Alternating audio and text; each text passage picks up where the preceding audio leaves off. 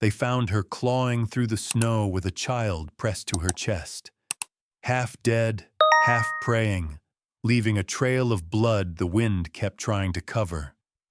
And the outlaw who opened his door to her wasn't offering mercy. He was stepping back into a war he'd sworn he'd never fight again. By sunrise, a barn would burn, a boy would be dragged into the light as a bargaining chip, and the law would call it justice. People still argue about who fired the first shot. But I remember a different sound, the quiet click of a rope tightening where no rope should have been. Before we ride in, subscribe. Stay with this story until the final breath, and drop your city in the comments so I know where you're watching from. The boy slipped first. His boot lost the crust of snow, and Leo went down hard on one knee, hands buried in white that burned like fire. He didn't cry. His breath just hitched once, and then he looked up, waiting.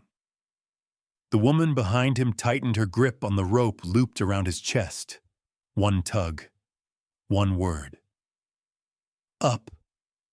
Clara Wynn's fingers were raw where the wool had rubbed through. Blood had dried in the cracks of her knuckles, gone dark against skin stiff with cold. The rope cut into her palm as she hauled the boy back to his feet. Wind came howling off the ridge like it had a grudge against anything still breathing. Snow drove sideways, December mean and sharp. Somewhere far off, a bell was ringing, thin, lonely, a church in a town that hadn't saved either of them when they needed saving. Christmas Eve. That's what the calendar would have called it. She called it one more night the Lord hadn't taken the boy. Leo's scarf had split along one edge. He'd knotted it with a bit of brown rope he'd found God knew where. The knot had frozen into a little lump of ice against his throat. "Can't feel my feet," he muttered. "You don't need to feel them," she said. "You just move them." He did. The valley opened below them in a blur of white and dark. Pines, fence posts, a black line of creek choked with ice. No smoke, no lanterns, until the wind shifted. Clara saw it then. A thin gray finger clawing up from the tree line on the far side of a low rise. Not a wildfire. Not the long smear of a burning barn. Just a straight little thread. Stovepipe.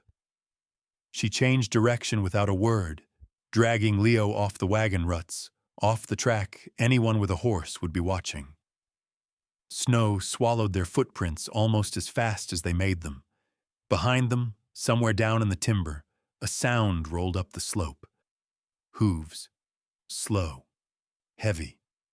Not close yet, but hunting. Her heart kicked once against her ribs and then went flat, steady. There was no room left for panic.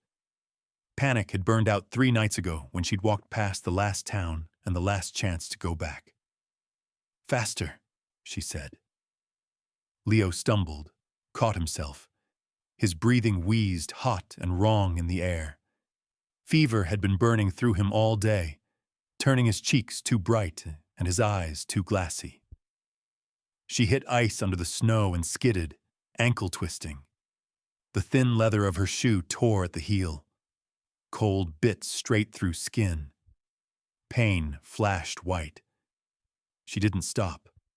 Just shifted Leo's weight up, hauled him higher against her hip, and walked on 3 working limbs and one that lied and said it could still carry her. "Ma'am?" Leo's voice was a scrape. "You think he sees us?" She didn't look at him. Her jaw tightened until it hurt. "He sees the sparrows," she said. "You keep walking like one that wants to be seen." Truth is, I wasn't sure of that at all. They came up over the low rise, and the cabin appeared the way some men said the Iowam devil did. Plain, simple, waiting because it knew you'd end up here sooner or later. One room. Log walls dark with old weather. A porch sagging under the weight of snow. A single stovepipe coughing smoke into the gray evening. No other houses, no barn near enough to make a shadow on the ground. No lantern swinging on any other porch. Just this one light in a world that had decided to be done with them. Hooves again, closer now, echoing in the timber behind. Clara's breath went thin. "Run," she told Leo. He tried. Legs gave a little, but fear propped him up. She pushed him ahead, hand flat between his shoulder blades, the rope between them gone taut like a lifeline. The steps up to the porch were packed ice. Leo slid. She caught him by the scarf and the rope both, dragged him up, then let go and used both fists on the door. 3 hard blows. No begging. No calling. If the Lord wanted them, he'd take them where they stood. For a heartbeat, nothing moved. Only wind and the faint jingle of tack far off among the trees. Then the latch scraped. The door opened a hand's width. The first thing that came through was iron. A barrel, black and steady, pointed straight at the soft space between Clara's eyes. Then part of a shoulder. Hat brim. A pale line of a scar running down beside one man's right eye. He did not ask who they were. His gaze slid past her, over her shoulder, checking the ridge, the timberline, the hollow where sound liked to bounce. "How many behind you?" His voice was low, flat. "None," she said. "Lie and you die on my porch." She didn't blink. "Then we'll die on a porch." The boy behind her shivered once. She shifted just enough to put herself fully between the gun and Leo. The man's eyes flicked to the rope that tied them together, to the cracked shoes, to the split skin at the corner of Leo's mouth where cold had taken its due. He lowered the barrel an inch. Not much, just enough that she could exhale.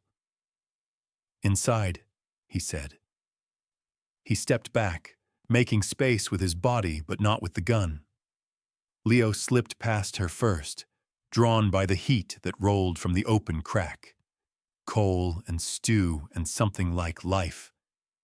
The cabin hit them as a wall of warmth and smoke.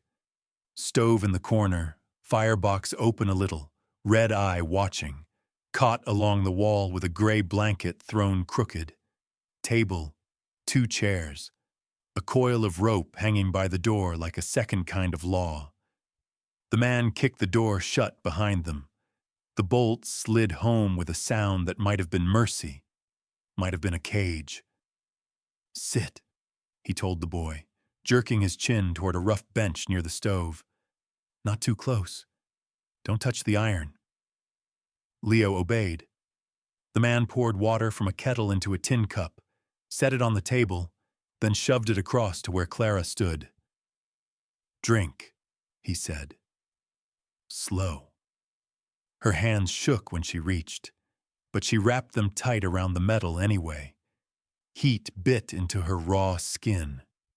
She sipped once, twice, passed the cup to Leo without asking permission. The man moved then, not toward her, toward the door. He eased the curtain to one side with 2 fingers, gun still in his other hand, and peered out into the failing light. Nothing but wind and white and the ghost of trees. He let the curtain fall. The rope at his hip swung as he turned back to them, the coil brushing the wooden floor with a soft, dry hiss. He saw Clara flinch at the sound. He saw Leo's eyes fix on the rope, then on the gun, then on the stove, trying to learn the laws of this new room in one panicked glance. The man's jaw flexed once. "This ain't a church," he said. "You don't owe me prayers." Clara's voice was hoarse. "We already set 'em on the way." He studied her a long breath. The scar by his eye caught the stove light, went from white to red and back to white again. Out on the ridge, the wind shifted. Hoofbeats faded down some other draw, chasing some other kind of trouble. He holstered the gun at last. "For tonight," he said, "this roof is yours."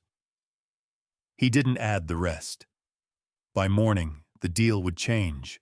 The man didn't ask names. He hung his hat on a nail near the door, steam lifting off the brim where snow had melted. Boots thudded once on the floorboards. Rope at his hip swayed like something alive. He pointed at the cot. "Lay the boy down." Clara eased Leo onto the blanket. The heat from the stove flushed his cheeks too bright, fever-mad. He curled instinctively toward the warmth, lips moving around words that didn't form. The man ladled stew from a black pot and set the tin bowl on the table.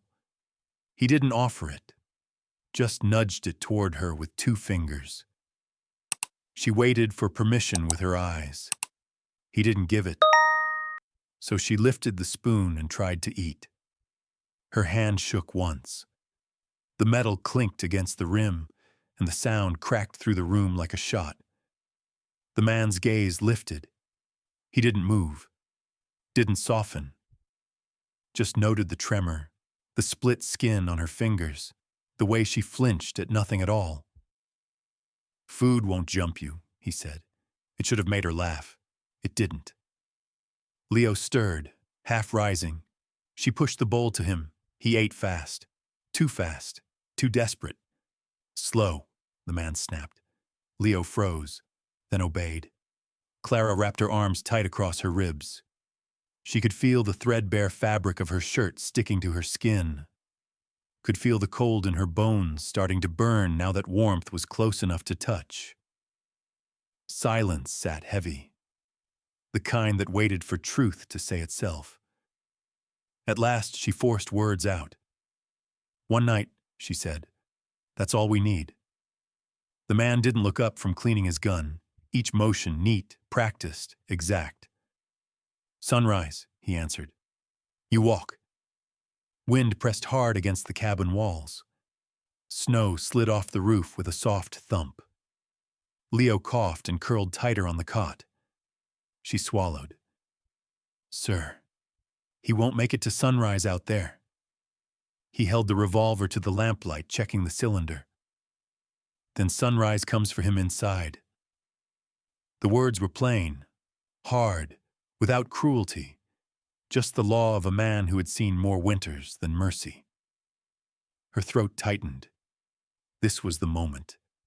The last door before death. The one every woman like her learned how to open. "Please," a whisper. "I can pay." The man's hand stopped mid-motion. "With what?" She hesitated. The silence answered for her. His jaw locked, eyes went colder. "No." The word cut the air clean in half. She stepped back so fast her heel hit the wall. Hands shot up to shield her face. Instinct, burned deep, older than memory, waiting for the blow. It didn't come. The man stood where he was, shoulders rigid, gun set aside, fists planted on the table as if the wood needed holding down. "Don't offer that in my house," he said. Her breath shook out. "I didn't mean to breathe again, but the Lord gave breath anyway." He straightened, walked to a peg by the window, and pulled down a rough flannel shirt and a pair of thick, patched trousers. He tossed them to her. Not gentle, not cruel, just a clear, simple line drawn on the floor between them. "You want a night under my roof," he said. "You earn it. Work I can take. Flesh I won't." She stared at the clothes. Practical, warm, men's sizes, no softness sewn into the seams. "I can work," she said. "Then work buys you food and a floor," he said. "Don't mistake the terms." Leo coughed again. The man glanced at him. One heartbeat only. Then he moved to the stove, adjusted the flue, and stoked the fire with 3 sure strokes. The room brightened. Heat deepened. Shadows shrank back from the child's face. He didn't say he cared. Men like him never said things like that. But he set another log on the coals, and that meant something. Clara's hands were still shaking. She pressed them together until the bones hurt, willing them to steady. "Thank you," she whispered. He didn't respond. Instead, he walked to the door, slid the bolt home, and checked it twice. Once for danger outside, once for danger inside. "First light," he said. "Work starts." Then, with his hand resting lightly on the coiled rope by the door, he added, "And understand this. I don't trade souls. Not hers. Not yours. Not mine." The wind rose outside, angry, lonely, like it wanted the cabin for itself. Leo slept. Clara stood under a roof that wasn't mercy, just law, a different kind of salvation. Before the night ended, that law would test all three of them. Dawn didn't break so much as crawl. Gray light seeped through the slats in the shutters. Snow packed against the window like a hand trying to get in. The stove had burned down to a dull ember. Clara rose first. Her legs nearly gave. She caught herself on the table, breath thin, and waited until the room steadied. Leo slept twisted in the blanket, fever sweat drying on his brow. The outlaw, she still didn't know his name, was already dressed, already lacing boots that had seen too many winters and too few mercies. He nodded at the door. "Water." She pulled on the flannel shirt he'd given her. Too big at the shoulders, warm anyway. Trousers cinched with rope at the waist. She stepped into cold that hit like a slapped face. The bucket rope had frozen stiff. She worked it loose with her bare hands until blood welled pink from a cracked knuckle. The shock of it made her hiss. Behind her, the cabin door stayed shut. He didn't watch her work. Didn't need to. The world out here taught people to listen instead of look. She filled the bucket, carried it back, nearly slipping twice, wrist screaming, breath burning in her chest. Inside, he took the bucket from her without comment, set it by the stove. "Next," he said, chopping wood. She hefted the axe. Too heavy, the head dragged the handle down. She braced her boots, swung anyway. The blade hit off-center, glanced, bit the log only halfway. She tried again, and again. On the fourth strike, the axe bounced and she pitched forward, knees slamming the frozen ground. Snow stuck to her lashes. She swallowed a cry that had no use in this house.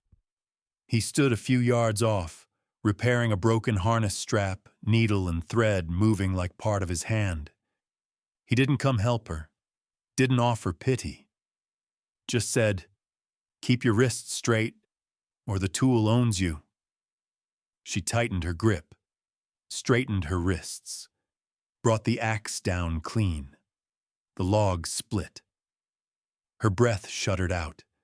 For a heartbeat, something like pride flickered through her. I hadn't felt that in months.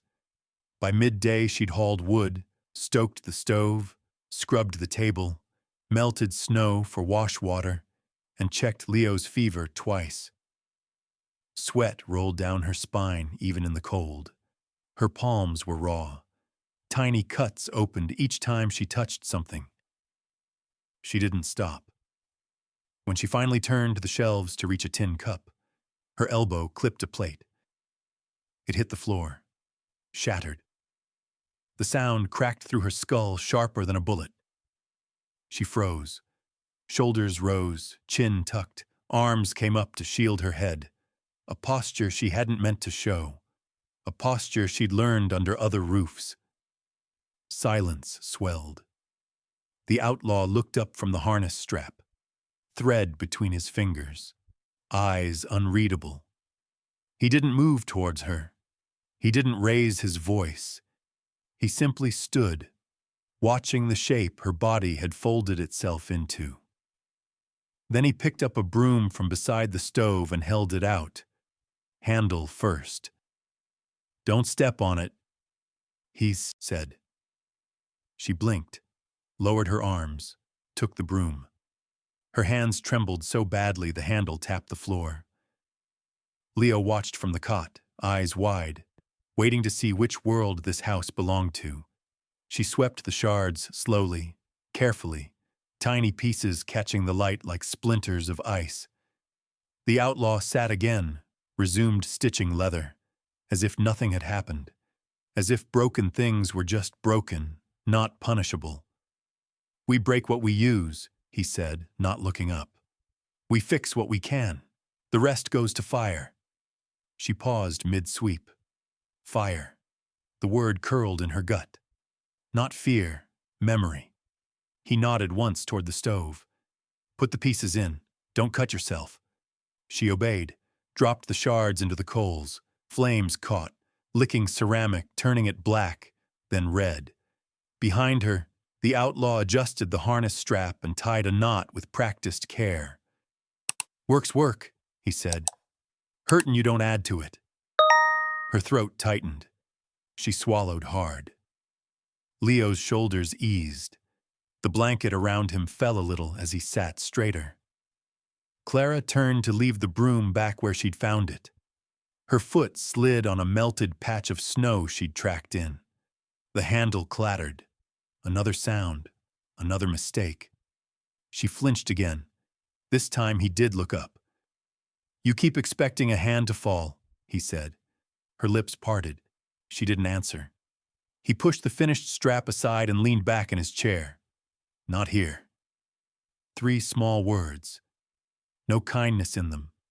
No softness either. Just law. The kind that didn't change to suit a woman's fear or a boy's fever. The kind that stayed the same no matter how much the wind howled outside. Snow battered the shutters. The stove breathed a low red glow. The rope by the door swayed in the draft like a silent witness. Clara wiped her palms on her trousers, breath steadier now. She still didn't know his name. Still didn't know if he'd let them stay another night. But she understood one thing. In this house, pain wasn't a currency. Before the day ended, she would have to learn the rest of his laws. Snow eased by morning, but the cold stayed like a warning. The outlaw saddled the horse without a word. Breath steamed from the gelding's nostrils, white against white. Harness strap he'd fixed yesterday hung clean, the stitch line straight as judgment. He jerked his chin toward Clara. Town. She didn't argue. Supplies meant life, and life didn't argue with the man who had the only roof in 20 miles. Leo bundled himself in the blanket and old coat. Scarf knotted with that scrap of rope. The knot was stiff now. Frozen memory looped around a child's throat. Clara lifted him onto the saddle. He swayed once, fever-blurred, but caught the horn.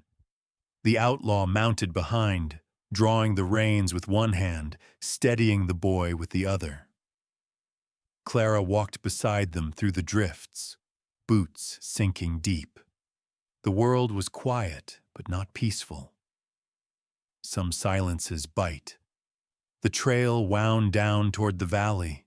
When the church steeple finally appeared, thin, sharp, dusted in frost, Clara felt her chest tighten, the way it always did when a town rose out of the snow like a jury. They reached Main Street. Men shoveled snow off porches. Women swept steps. Lamps burned behind frosted windows. Christmas wreaths hung where summer signs once did. Warmth on the outside, cold underneath. The outlaw dismounted, lifted Leo down gently, then handed Clara a worn handful of coins. Bread, salt, soap, he said. She nodded. But the moment they stepped inside the general store, the warmth became something else entirely. 2 women by the fabric counter stopped talking. Their eyes swept Clara from head to toe. Men's trousers, patched flannel, rope belt, raw fingers, sleep-starved face. One whispered loud enough for a church choir.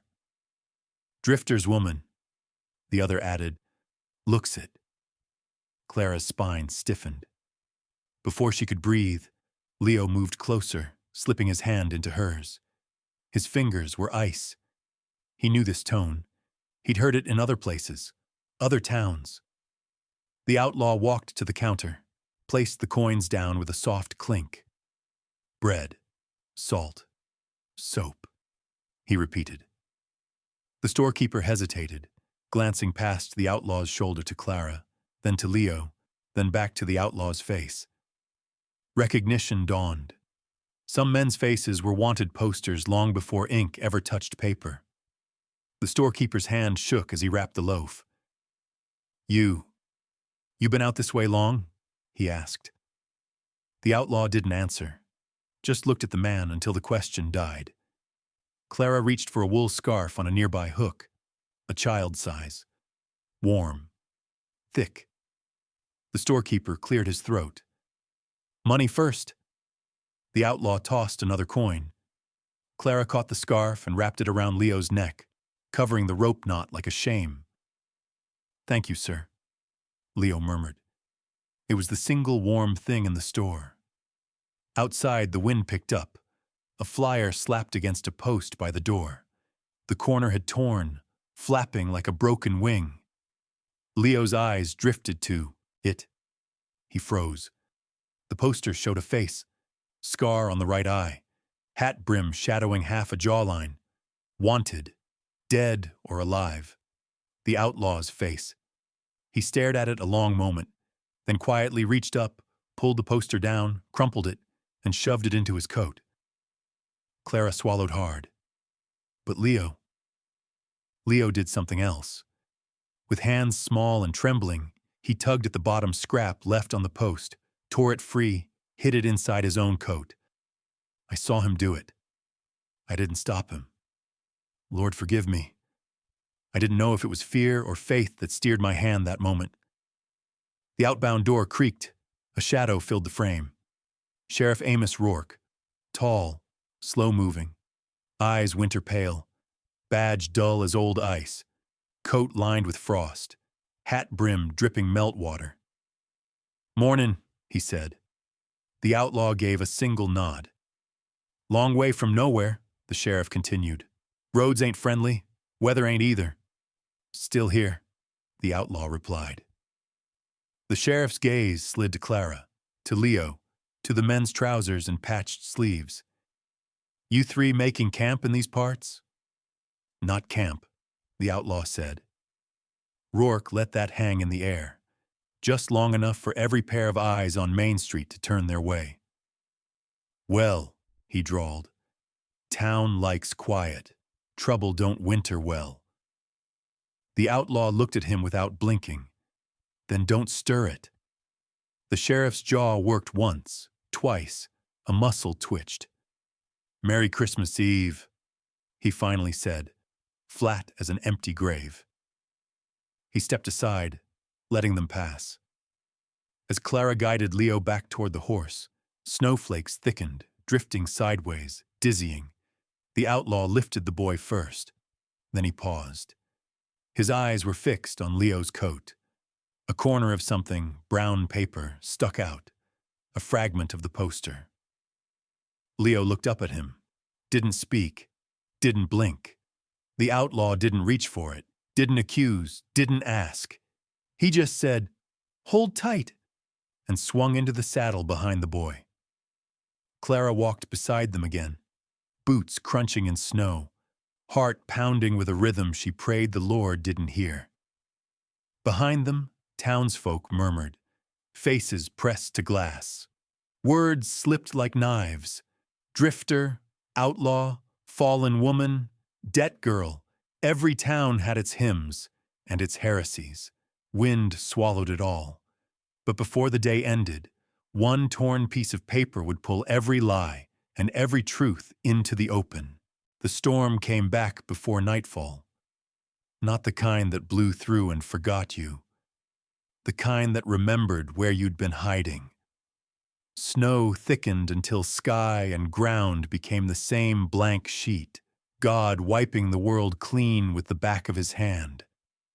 Wind clawed at the shutters hard enough to test the nails. The outlaw swung the door shut behind them and slid the bolt so gently it felt like a verdict. "Storm's settling in," he said, meaning no one was leaving, meaning they were his problem till the world thawed. Clara hung Leo's coat by the stove, careful to keep the rope knot away from the flame. The child's face was flushed with fever warmth, not comfort. When she brushed his hair back, he leaned into her palm like someone who hadn't felt a mother's hand in too long. The outlaw watched quietly, long enough to see what she was trying to hide. He pointed at the kettle. "Boil water. Keep him drinking." His voice didn't soften, but the order carried weight, like something steadier than kindness. While the kettle rattled, the outlaw dragged a crate toward the door, sat, and pulled a coil of rope into his lap. "Learn this," he said. He showed Clara a knot quick as a blink. Wrap, pull, cinch, tight enough to hold a body on a cliffside. She tried, fumbled, tried again. Her fingers were stiff, cracked at the joints, but she worked the rope until the knot took shape. "Again," he said. So she did. 5 times. 6. Until the rope obeyed. Leo watched from the cot, eyes heavy-lidded but alert. Clara glanced at him between knots. Each time she did, he nodded, as if learning the law of the room was the only thing keeping him tethered to it. When she finished, the outlaw took the rope and checked her work. "Good," he said. Just that. 1 syllable. It struck harder than praise ever had. Snow hit the roof in slow, heavy thuds. The sound reminded Clara of boots, men's boots, coming down a hallway. She shut her eyes, pushed the memory away. The outlaw rose and checked the window shutters with one hand braced against the sill. The wind pressed them outward like something wanted in. He nudged the stove door with his boot. Emberlight flared over the walls, picking out the rough cut of logs, the framed shadow of his shoulders, the curve of rope still hanging near the door. "Eat," he said. There were only 2 bowls. He filled one for Leo, one for Clara. He didn't take any for himself until they were halfway done. Clara tried to hide how fast she ate. Hunger rings a bell inside a woman's ribs. Once it rings, you can't unhear it. She slowed only when she felt heat in her face, shame creeping through her like thaw. Leo's spoon scraped the bottom. He blinked at the man. "Thank you, sir," he whispered. The outlaw didn't answer, just slid his own bowl toward the boy and said, "Finish it." Clara stared. "That's yours," she said quietly. "Not tonight." Something in the way he said it made her chest tighten. I hadn't expected Mercy to look like a man who refused to name it. Later, when the cabin dimmed to ember red, the outlaw placed something on the table. Clara's shoes. The same thin-soled pair that had betrayed her in the snow. But now the leather had been reinforced, the sole thickened with an extra layer, the heel mended. She hovered a hand over them, afraid to touch. "You walk on ice with soles like that," he said. "You die for free." Her throat closed. She slipped one shoe on. It fit firm, solid, safe. For the first time since autumn, she felt the ground beneath her as something other than a threat. Leo smiled drowsily at the sight. "They look new," he murmured. "No," the outlaw said. "Just made to last." Clara didn't thank him. Couldn't. Gratitude was too big to fit through her throat. Instead, she stood straighter, as if the shoes were already changing the way she belonged in the room. Outside, the storm screamed against the walls. Inside, time slowed. The outlaw blew out the lamp, leaving only the stove's glow licking the dark. He took his seat by the door, rifle across his knees, rope close at hand. Protection or warning, hard to tell. Leo slept first, Clara second, wind last. And somewhere between waking and sleep, Clara realized something cruel and merciful all at once. A winter storm could trap you, but so could a roof. Before the night ended, that roof would decide what kind of people they were allowed to be. The storm broke sometime past midnight. Not softly, not kindly. It cracked open the sky with a sound like wood splitting, then left a blue, bitter quiet in its wake. By dawn, the world glittered under a hard shell of ice. The outlaw opened the door a slit. Cold poured in like judgment. He scanned the tree line, the ridge, the creek bed. No tracks but their own. "Chores," he said. Clara wrapped Leo in 2 blankets and tucked him near the stove before stepping outside. Her breath turned to crystals before it left her lips. She followed the outlaw to the corral. The fence posts leaned under the weight of ice. Beyond them, snow lay deep and unbroken, except for one place, where the drifts were churned and scattered.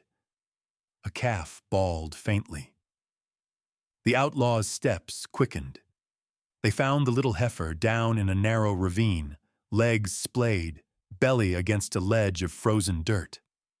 One wrong slip, and the animal would slide farther, into a drop no one walked out of. The outlaw pulled the coil of rope from his belt. He looked at Clara. Not a question. A command. Anchor. Her pulse jumped hard against her throat. She swallowed, nodded. He tied the rope around his waist, cinched it twice, tested the line with a sharp jerk. Clara wrapped the free end around a spruce trunk, just like he'd shown her. Twice around. Loop, cinch, brace. Her fingers shook. I prayed they'd remember what he'd taught them. The outlaw edged down the slope, boots skidding as ice sheared away beneath his weight. Snow dusted his hat brim, clung to his coat. The rope went taut. Clara dug her heels into the ground. The cold bit through her mended soles, but they held. "Easy," she called. He didn't answer, just kept sliding down until he reached the calf. It kicked weakly. He grabbed its front legs, hauling it across his chest. Then the ledge gave. Clara felt the drop through the rope before she saw it. The line whipped tight, nearly yanking her off her feet. Her palms burned where the rope tore against skin. She leaned back, using every ounce of weight she had, muscles screaming. Leo had come out onto the porch. He ran to her side and seized the tail end of the rope, bracing with his whole small body. "Hold, ma'am," he cried. She didn't dare look down the ravine, only the rope. The rope was law now. The rope was life. The outlaw's boots scraped against the icy wall as he fought his way up, calf pressed to him like a shield. Every slip sent a shock up through Clara's spine. "Pull!" Leo shouted. She pulled. Her breath tore. Her vision spotted white at the edges. The rope climbed inch by inch. Then a hand, gloved, rigid with cold, hooked the top of the ledge. The outlaw heaved himself onto the snow, calf tumbling beside him. He lay a moment, chest rising hard. Steam curled off both him and the animal. Clara dropped to her knees, the rope slack in her hands, her whole body shaking. The outlaw stood, slow and solid. Snow clung to the scar by his eye. He wiped it away with the back of his wrist. He looked, not at her rope-burned hands, but at the knot tied around the tree trunk. "Held," he said. One word, heavy as a blessing. Clara didn't trust herself to speak. Her heartbeat thundered loud enough to drown the world. Leo slid to her side, hugging her arm. "You saved him, ma'am," he breathed. "You saved him." She shook her head. We held. The outlaw moved past them toward the barn, calf slung over his shoulder like it weighed nothing. But as he walked by, he slowed, just long enough for her to feel the truth tucked into the silence. He had trusted her with his life. Inside the cabin, Clara warmed her hands over the stove. Blisters were already bubbling beneath the torn skin. She hid them from Leo, hid them from herself. The outlaw came in with a bucket of snow to melt. He set it down, then nodded at her hands. "Show me." She hesitated. He didn't repeat the order. Didn't have to. She lifted her palms. He studied the burns. Not gentle, but not cruel. "Rope remembers," he said. "So will you." He wrapped her hands in salve-soaked cloth, the scent of pine resin cutting through the cold. Leo watched, wide-eyed, as if witnessing some ancient rite. Clara felt something break open inside her chest. Not pain, not warmth. Something like breath returning after being held under water too long. When the outlaw tied off the bandage, something slipped from Leo's coat pocket and hit the floor with a soft tap. A tiny piece of wax. Red. Broken. The outlaw didn't hear it, but Clara did. She bent, picked it up, turned it over. She recognized it. The stamp of a seal. A debt. A past that hunted. She closed her fist around it. Not yet. Not while the roof still held. Before the sun set, she would have to choose whether truth saved or shattered them. The sky turned the color of pewter by late afternoon. Flat, heavy, ready to fall. The outlaw had gone to check the line of traps along the ridge. Clara swept the porch, pushing away the crusted snow that whined packed into corners. The cold stung her bandaged hands, but she kept moving. A woman in her life learned to work through pain. Pain was old company. Leo crouched by the woodpile, sorting sticks from logs. His breath came in little puffs, still too warm from fever. When he straightened, she tucked the scarf higher on his neck. "Stay close," she said. He nodded, though his eyes drifted toward the road, toward town. She didn't like that. Bad things start as glances. The outlaw returned with 2 traps slung over his shoulder and a rabbit hanging limp from one. He scanned the tree line first, then the horizon, then the snow at Clara's feet. He saw things no one else would have noticed. Tracks blown half shut. Snow pressed where a horse had stood too long. The faint shimmer of breath that hung in cold longer than it should. He stiffened. Someone had been watching the cabin. Clara saw his jaw tighten, the small twitch at the scar near his eye. "What is it?" she asked. "Not alone out here," he muttered. He knelt and brushed his glove through the shallow print near the fence. Snow drifted back into place, but not fast enough. "2 riders," he said. "Sat here a while." A weight settled behind Clara's ribs. "Looking for us?" she whispered. "Looking for something," he answered. He didn't name it, didn't need to. She felt the mange sap Joe hidden inside her sleeve heat against her skin like a live ember. Leo tugged her coat hem. "Ma'am, I heard something in town." Her breath froze halfway out. "What did you hear?" He swallowed, looked at the outlaw, looked away. They said the outlaw on the poster ain't traveling alone. Said he took a woman and a boy." Clara's pulse slammed once. The outlaw didn't move, not a twitch. "What else?" he asked. Leo twisted his scarf, not scraping his chin. Said maybe the sheriff would have to fix the problem if it didn't fix itself. Clara felt cold crawl through her bones. Snow didn't cause it. She knelt, took Leo's face in her palms. "Did anyone follow you?" "No, ma'am," he whispered. "But folks were talking, loud." The outlaw stood slowly. "Inside," he said. The word wasn't loud. It didn't need to be. Clara ushered Leo through the door and followed. The outlaw stayed outside a moment longer, scanning the ridge, the barn, the creek. His breath smoked in long, steady lines. He came in and bolted the door behind him. Then he took the coil of rope from its peg, not as weapon, as warning. He set it on the table, a silent law between them. Clara tried to steady her hands. "What do we do?"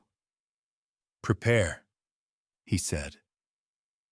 He moved through the small cabin with quiet efficiency, checking shutters, testing the latch on the back window, placing a second pail of water near the stove, filling the lamp with oil. He wasn't building fear. He was building a defense. Clara realized with a jolt he'd done this before. Leo watched every motion, silent and wide-eyed. A knock shattered the quiet. 3 sharp raps, the kind made by someone who didn't fear what waited behind the door. Clara's heart slammed against her throat. The outlaw raised a hand, "Wait," and approached the door with slow, fox-silent steps. He didn't touch the latch, just leaned to peer through a crack in the shutter. A figure in a long coat stood on the porch, badge glinting, Sheriff Amos Rourke. "Evening," the sheriff called. "Need a word." The outlaw opened the door half an inch. No more. "Talk." Rourke tipped his hat against the sting of wind. "Town's uneasy. Folks say they've seen riders prowling. Say you might know something about it?" The outlaw didn't blink. "Don't know your riders." Rourke looked past him into the cabin.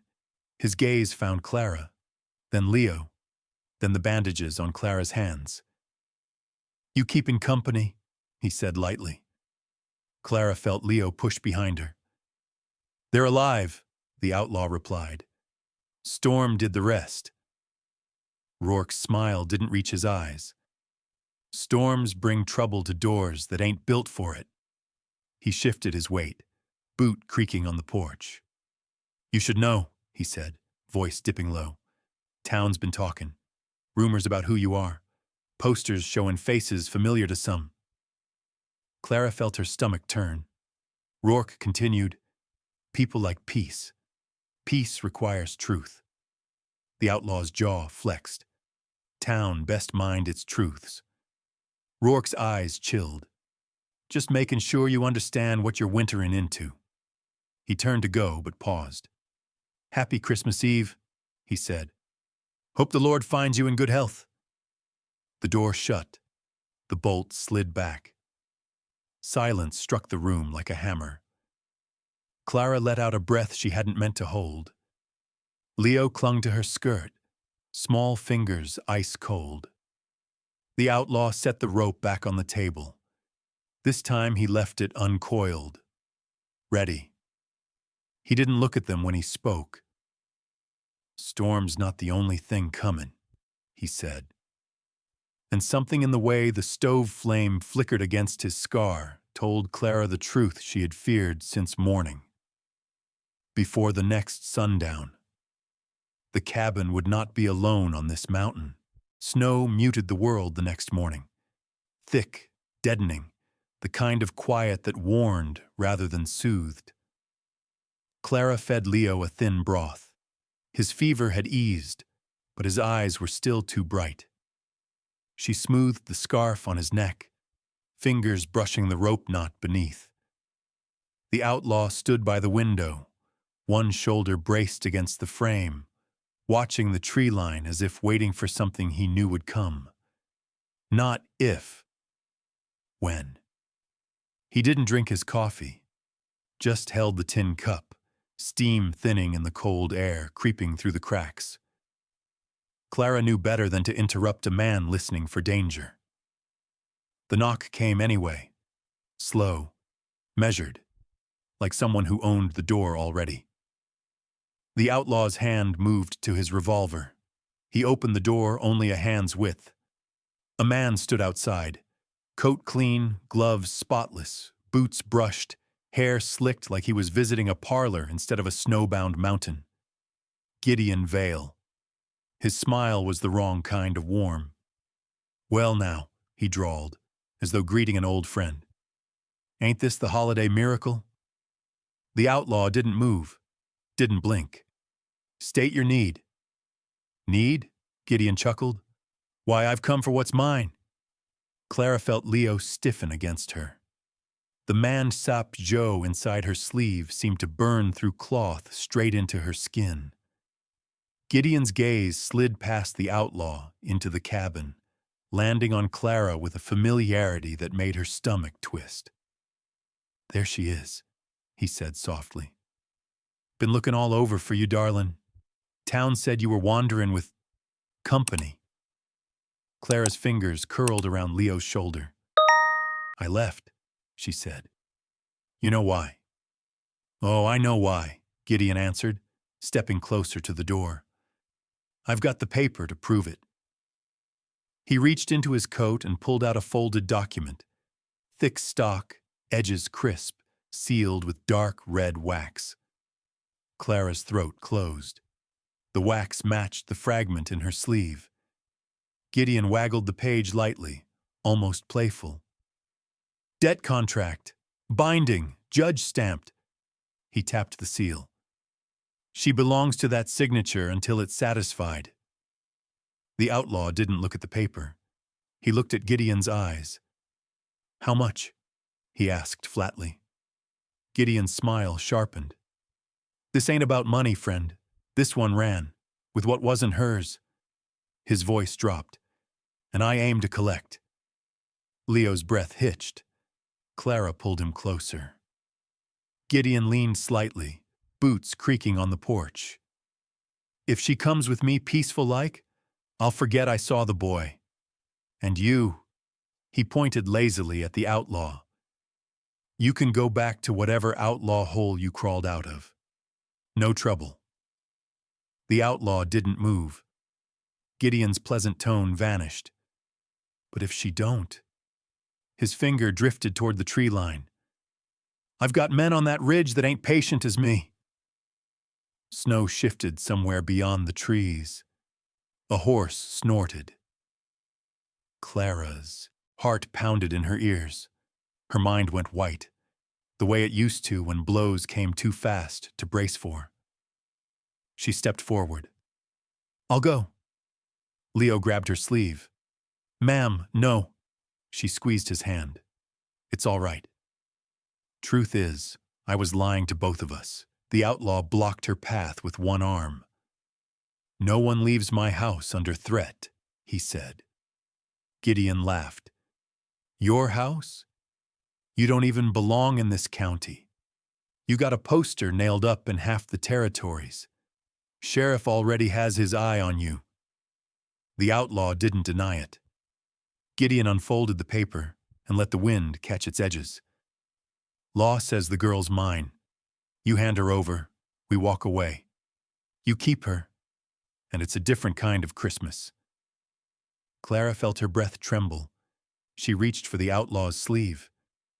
"If I go, you two live through winter." Leo shook his head violently. Tears glazed his lashes. "Ma'am, don't. Please don't." The outlaw didn't look at Clara, didn't look at Leo. He looked at Gideon as though measuring the distance between mercy and blood. Then he stepped past the threshold and closed the door behind him. For a heartbeat, Clara heard only wind. Then Gideon's voice, muffled. "You mean to fight a sealed paper?" And the outlaw's voice, low, steady. "I mean to walk with them into town. Judge can hear it all." Clara's knees almost buckled. He was choosing daylight, exposure, the sheriff, the poster, every danger he'd hidden from. For them. The door opened. He stepped back inside, jaw tight. "Get your things," he said. Clara stared. "What are you doing?" "Not giving you to him," he answered simply. "Not today, not ever by his hand." Leo's breath hitched. Clara steadied him, but her voice came out thin. "You'll be arrested." "Maybe." "They'll hang you." "Maybe." "Then why?" "Because he ain't taking you." Something in Clara broke, clean, sharp, like ice splitting on a river.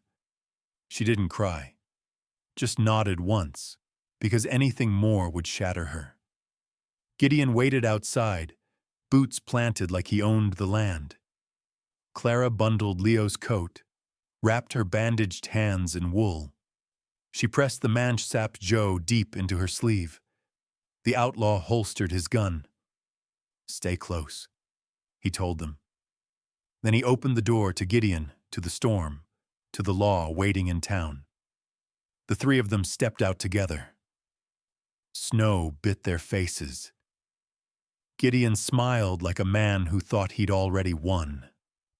But Clara felt something different on the wind, like the moment before a hymn turns into a trial.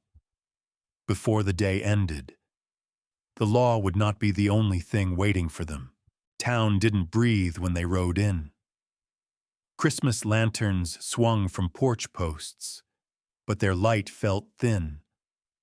Like they too wanted to back away from the three travelers stepping into Main Street's narrow throat.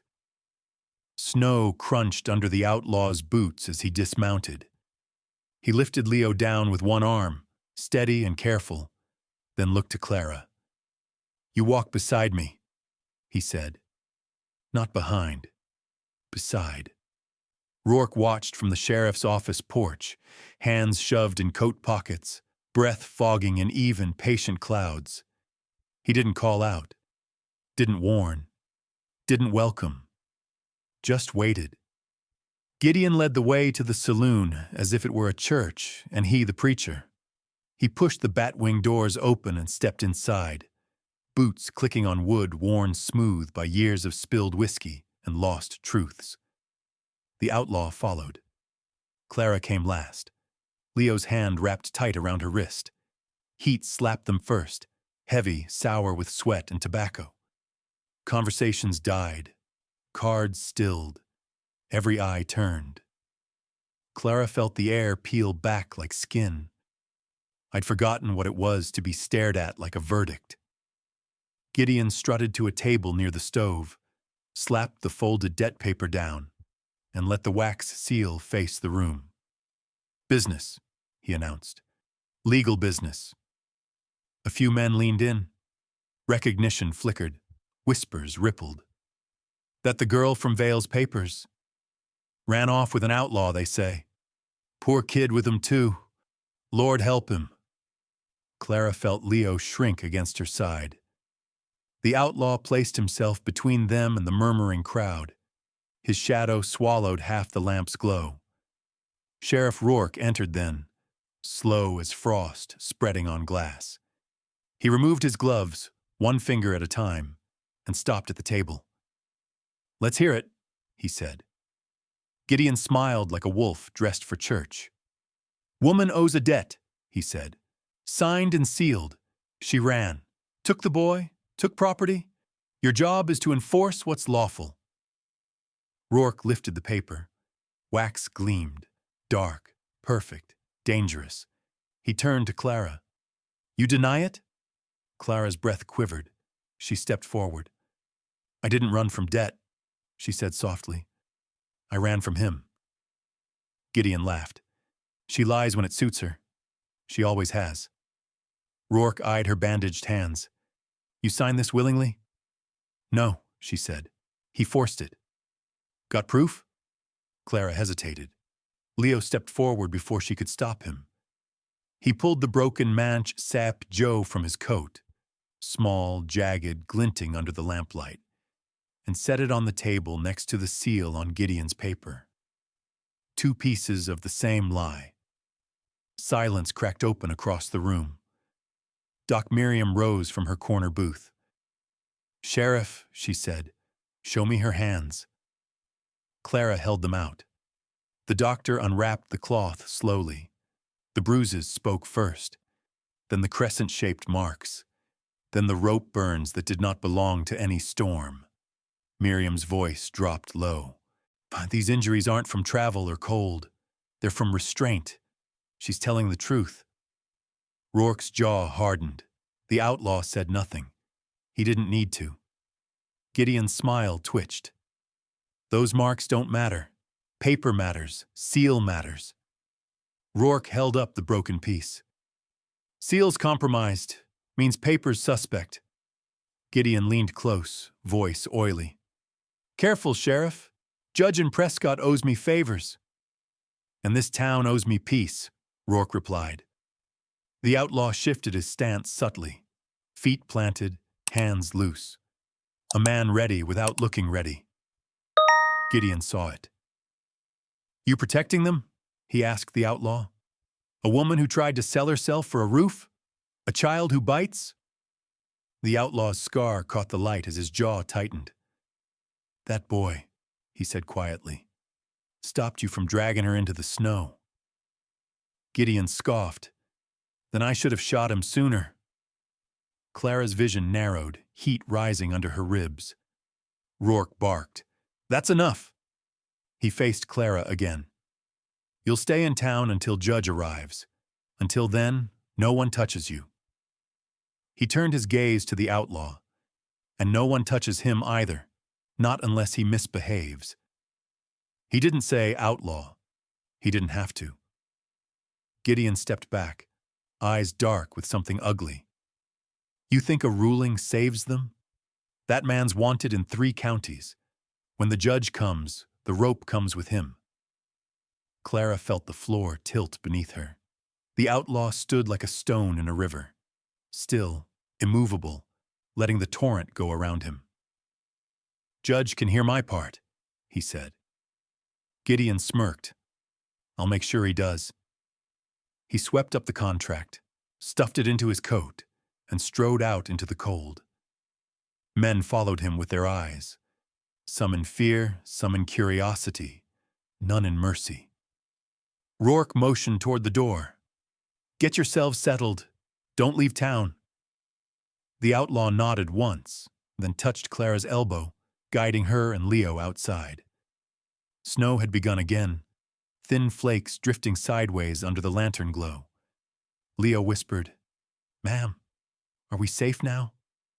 Clara looked at the outlaw. He didn't lie. "Safe," he said.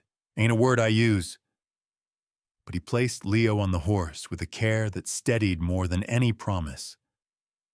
Clara turned to glance back through the saloon window. Gideon stood inside, staring out, smile thin as a knife. And I knew, deep down in the place where prayer meets fear, that before sunrise, he'd try again. Snow kept falling even after the lamps went dark across town. Not the heavy kind, just thin, drifting flakes, soft as lies. The kind a man might mistake for peace if he wasn't paying attention. The outlaw knew better. He tied the horse at the post outside the boarding shed Rourke assigned them, checked the cinch twice, once for the horse, once for the world, and motioned Clara and Leo inside. The shed wasn't a room. Bare walls, thin roof, one lantern, still safer than the street. Clara spread a blanket for Leo and tucked him in close to the wall. She kept her back straight, hands folded over her stomach, habit of a woman who'd learned to sleep light. The outlaw paced, back and forth, quiet, measured, a man thinking of what he couldn't say aloud. Outside, boots creaked against snow. Not many, just one pair. A knock followed, 2 fingers, soft, practiced. The outlaw's hand hovered near his gun. "Open," Sheriff Rourke murmured. He entered without waiting for agreement, brushing snow off his hat, eyes flicking over the three of them.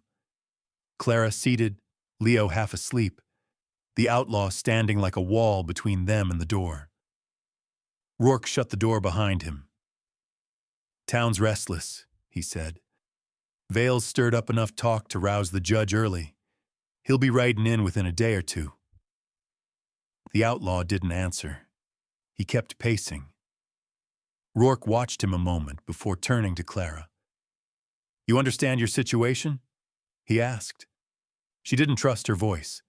She only nodded. "You got two problems," Rourke continued. "A debt contract, maybe forged, maybe not. And him." He nodded toward the outlaw.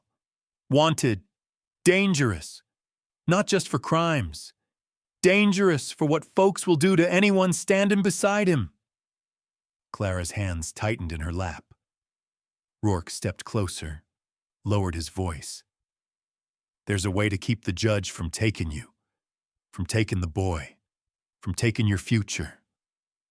Clara felt the outlaw stop moving behind her. Rourke spoke like a priest delivering confession. "Give the outlaw up." The room went still. Snow hissed lightly against the roof, a soft shiver of sound. Clara blinked. "What?" "He goes in," Rourke said. "Peaceful, quiet, no ruckus. I'll tell the judge he helped expose Vale's abuses. Might shorten the rope to prison instead of a hanging. Might." The outlaw said nothing. Rourke went on. "You two? I'll say you were victims. Forced travel, forced labor. Vale's contract won't hold if you testify straight. Judge'll set you free." Clara swallowed hard. "And Leo? He's no problem. Town'll take him in. Or you keep him. It won't matter once you're clear." Leo stirred, eyes heavy with sleep. "Ma'am?"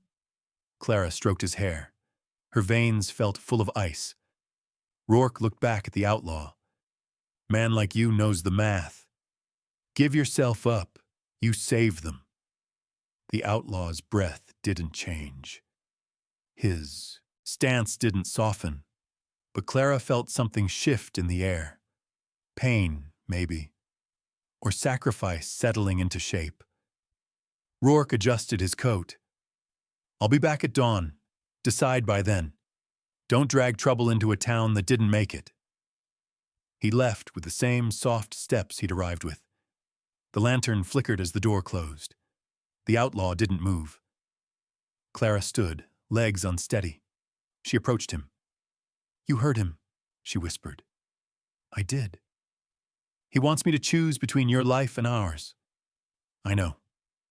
And if I choose you—" She swallowed. "Leo and I die under Vale." The outlaw said nothing. Silence stretched, taut as the rope he carried. Clara lifted that very rope from the table and set it between them. A barrier, a truth, a plea. "If I say yes to Rourke, you die," she said. "If you say no," he answered, "we all might." Her throat tightened until it hurt. I didn't know prayers could burn this way. He reached slowly into his coat, removed a single bullet, and placed it on the table beside the rope. Then he pushed it toward her. "Your choice," he said. Not demand, not threat. Just the law of a man willing to walk into hell if she told him it meant she and the boy would see daylight again. Leo watched from the blanket, eyes wide, breath held. Clara looked at the bullet, looked at the rope, looked at the man waiting without flinching. Then she slid the bullet back towards him. "No," she whispered. "I won't trade one life for another." The outlaw let out a breath, quiet, almost unseen, but the relief in it felt like a bell rung in a frozen church. Leo sagged with it. Clara did too. The outlaw took the rope, looped it once around his hand, and set it beside the door, ready. He didn't thank her. He didn't smile. He only said, "Night's not done."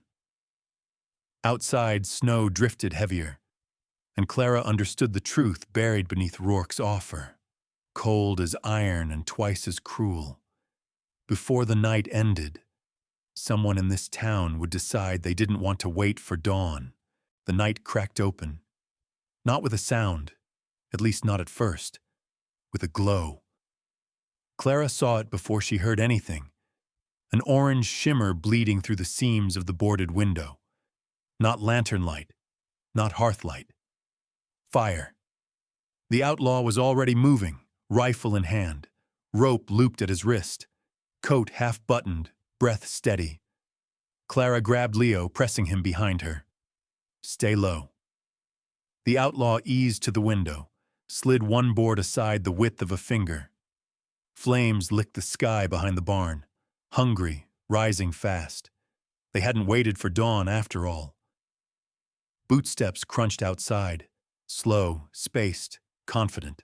A voice followed, too smooth for a night carrying this much hate. Come out easy, Clara girl. Gideon. Leo flinched into Clara's coat. The outlaw slid the board back, jaw tightening. They set the barn. Clara's mouth went dry. Can you stop it? Barn's gone. He checked his rifle's sights. We saved the house. Snow hissed outside as fire met ice, creating a fog that drifted low across the yard. Shadows moved through it, 3, maybe 4 men. A body slammed against the door, then another. Gideon's voice crooned, Come now. Sheriff can't help you, outlaw. Papers say the girl's mine. Winter says the boy's mine. Law says your time's up. Clara shut her eyes for a heartbeat. Lord, stand between us and the wicked. Just this once. The outlaw motioned her back. If they breach, stay behind the stove. Leo under the table. No noise unless I tell you. Leo nodded, trembling so hard the scarf knot shook. Another blow hit the door. Wood groaned. Then a scream from outside. A horse's scream, and a thunk like a lantern hitting snow. Gideon snarled, Light the second! Clara spun toward the back window just as the outlaw fired. The crack split the night. A shout answered it, one man falling, but not Gideon, another impact. The back window shattered inward, spraying ice and glass. A gloved hand reached through, grabbed blindly. Clara lunged, slamming the shutter down, pinning the arm. The man screamed. She held until the outlaw clubbed the wrist with his rifle stock. The arm vanished. Smoke now. Thick. Crawling across the ceiling like a living thing. The house was suffocating. Gideon yelled through the flames, Bring the boy out and I'll spare the woman! Leo gasped. Ma'am, don't... Clara pressed him to her chest. No one's taken you. The outlaw checked his last rounds. They'll push toward the porch. When they do, follow me, no matter what you see. She nodded, though she had no idea how her legs would carry her. Then everything broke at once. The door exploded inward, hinges ripping free. A man lunged through the smoke, swinging a burning brand. The outlaw shot him clean through the chest. He collapsed, fire rolling from his hand across the floorboards. A second man grabbed Leo's ankle, yanking him toward the flames. Clara didn't think, didn't pray. She was already diving. Her bandaged hands seized Leo's shoulders. She kicked the man square in the face. He reeled back, cursing, blood pouring from his nose. But Gideon stepped behind him, calm as Sunday, revolver gleaming. He grabbed Leo by the scarf and hauled him into the open doorway, half shielding himself with the boy's small body. Clara screamed. The outlaw raised his rifle but froze, the barrel shaking a hair's breadth. One wrong shot, and the bullet took Leo. Gideon smiled, teeth white in the firelight. There it is. Love. He pressed the gun to Leo's ear. Drop your iron or I paint the snow red. The outlaw's breath hitched once. Clara saw it, saw what he was about to do, give himself over. saw how that ended. Rope, gallows, posters, and burned towns. Her vision tunneled. Heat, smoke, Leo's terrified breathing, and the rope. The rope on the table. She snatched it, looped one end around a support post just inside the doorway, and yanked with every shred of strength that Winter had not taken. The doorframe jerked. Gideon lurched forward a step, just enough. Leo slipped. The outlaw moved like a blade. He fired once. The shot punched Gideon back, burning brand dropping from his fingers. The boy fell into Clara's arms. The world roared. Fire, screaming wood, snow turning to steam. The outlaw dragged Clara and Leo out into the freezing yard, rolling them into the drift where the snow bit out the heat. Behind them, the cabin burned, roof cracking, windows bursting. Gideon lay in the snow, clutching his wound, breath rattling. He tried to lift his gun. Clara rose, shaking, crying without tears, and kicked it from his hand. Firelight flickered across his face. "You're dead," he rasped. "Judge'll see you hanged." The outlaw wiped blood from his cheek. "Judge'll see who set the fire." Gideon laughed wetly. "Ain't no one left to tell." Clara stepped forward. She didn't shout, didn't curse, didn't pray. She just said, "We're left." And the outlaw fired again. Snow swallowed the echo. Clara sank to her knees, pulling Leo close. His heartbeat thudded hot and frightened against her ribs. I'd never held anything so alive. Behind them, the last beam of the cabin fell inward, sparks rising into a sky that refused to stop snowing. Before dawn broke, the fire would take everything they owned, except the truth they were willing to bleed for. The fire died before the sun came up. What was left of the cabin steamed quietly in the snow. Charred beams, broken glass, hoofprints circling like wolves that had eaten their fill. Clara wrapped the blanket tighter around Leo. The boy trembled, not from cold, but from the memory of Gideon's hand around his scarf. The outlaw stood a little ways off, arm in a sling, face unreadable under the rising gray light. Smoke clung to his coat like a warning. By the time the sheriff arrived with 2 deputies, the world had already chosen its side. Sheriff Amos dismounted slow, not cautious, calculating. He scanned the burnt barn, the torched doorframe, the spent casings half sunk in snow, Gideon's body stiffening under the frost. "Busy night," he said. Silas didn't answer. The sheriff crouched, flipped a casing with his glove, the brass still warm under the soot. "You fire these?" Silas nodded once. "Them others?" Silas didn't look at the body. "He brought fire to my door, took the boy hostage." The sheriff straightened. His breath ghosted in the air. "Folks in town heard shots. Men riding late, torches. Trouble like that don't stay quiet." Clara stepped forward. Her legs shook, but she didn't hide it. "Sheriff, Gideon Vale set my contract. Beat me. Claimed the boy. Tried to drag us out with forged papers." Deputy Tomlin's eyes snapped to her wrist, still bruised, mottled beneath the soot. Sheriff Amos lifted a brow. "Papers?" Leo reached into Clara's coat and handed her the small bundle. Clara unwrapped the cloth. Inside lay the broken red seal, melted at the edges but still recognizable. She placed it in the sheriff's open palm. Tomlin exhaled.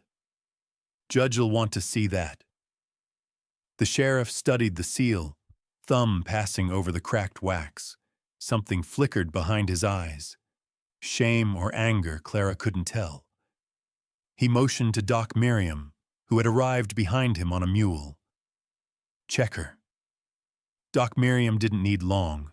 One glance at Clara's wrists, another at the faded bruises on her ribs when Clara lifted the blanket, then a third, lingering on Leo's thin shoulders. Pattern's consistent, the doc said. Long-term force, not self-inflicted. Sheriff Amos closed his notebook. All right, we ride. The outlaw stepped between them. Where? Town, the sheriff said. Temporary hearing. Judge is passing through. He'll settle this cleaner than guns did. Clara expected Silas to refuse, to vanish into the trees like smoke. Instead, he picked up his reins with his good hand and said only, "The boy rides with me." Leo blinked, then climbed up without a word.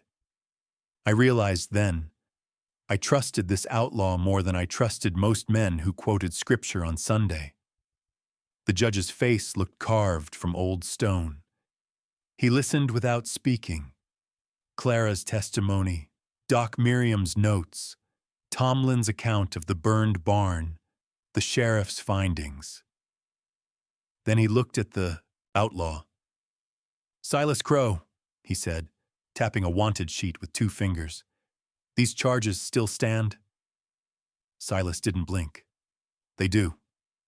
Clara felt the room tilt. Your Honor, he saved us, kept us alive when Storm and men tried to kill us. He didn't start this. The judge raised a hand. And yet the law remains the law. Leo slid down from his chair and walked to the judge's table. A hush rolled through the saloon. He placed the broken red seal on the wood. This was used on the papers they made her sign, he said. Sir, he didn't hurt us. He kept us warm. The judge studied the boy. His jaw moved once, maybe twice. Finally, he said, the forged contract is void. The child is free. The woman is free. Clara's breath broke in her chest. But, the judge continued, the outlaw's past cannot be washed clean by Winter's charity. He must answer for it. Clara grabbed the edge of the table. Please. Silas touched her shoulder, barely. Don't. The judge leaned forward. You have 2 choices, Mr. Crow. Submit to custody, face your charges in Cheyenne, or leave this territory before nightfall. If you turn back, the noose will find you. The outlaw looked at Clara, then at Leo, then at the burned horizon beyond the saloon doors. He said, I'll spare them the sight of chains. Clara shook her head, tears burning behind her lashes. You don't have to go. Silas didn't smile, but something gentler than pain crossed his face. Ma'am, I'm an outlaw, but I won't be the reason your new freedom starts with a gallows. He turned to leave. Leo ran after him. Please don't. Silas knelt with effort, wincing at the pain in his shoulder. He retied the boy's scarf, tightening the knot like he had months of cold ahead. Keep her safe, he said softly. Leo nodded through wet eyes. Clara stepped forward and pressed something into Silas's hand. The rope. The same rope she'd used to save her boy. The same rope he'd taught her to tie. A man with a rope, she whispered. Always has a way back. Silas closed his fist around it. Then he walked out into the snow. When spring came, folks said they saw a man with a limp mending fences near the far ridge. Some said he left. Some said he stayed just out of sight. But Clara believed one thing. Winter doesn't choose who it saves, but the Lord sometimes does. As the snow finally settles over that quiet stretch of the frontier, we're reminded that not every story of the Old West was written with gunsmoke and iron. Some were written with small acts of courage, a hand reaching out in the dark, a roof shared with a stranger, a rope tied tight enough to hold a life together. Clara, Leo, and the outlaw walked 3 very different paths, yet somehow found a home in each other. And perhaps that is the oldest truth of the West. When storms rise, it is kindness, not strength, that keeps a person standing. If this tale touched your heart, I'd love to hear from you. Tell me what moment stayed with you and what you believe happened after Silas disappeared into the snow. Your thoughts, memories, and reflections always bring so much life to these stories. If you enjoyed this journey, please consider giving the video a like, subscribing to the channel, and turning on notifications so you won't miss the next tale we share together. Thank you for spending this time with us, and wherever you are tonight, may the good Lord watch over you, just as He watched over them.